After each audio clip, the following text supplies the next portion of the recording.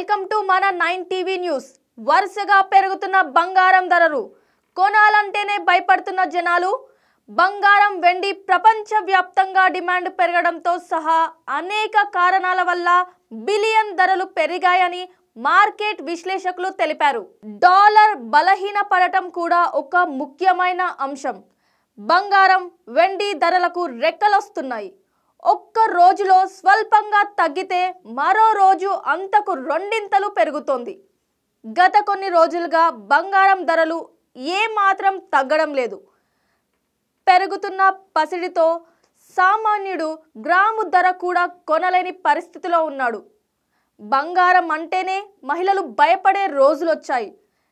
తాజాగా అక్టోబర్ 9వ తేదీన తులం బంగారం ధరపై రూపాయలు 220 పెరిగి రూపాయలు 1,24,150కి చేరుకుంది. ఇక వెండి విషయానికొస్తే ఇది కూడా ఏమాత్రం తగ్గడం లేదు. కిలో వెండిపై 1000 రూపాయలు పెరిగి ప్రస్తుతం 1,61,000కు చేరుకుంది. ఇక హైదరాబాద్, చెన్నై, కేరళ రాష్ట్రాలలో అయితే వెండి ధర మరింత ఉంది. ఇక్కడ కిలో వెండి ధర 1,71,000 రూపాయలు ఉంది.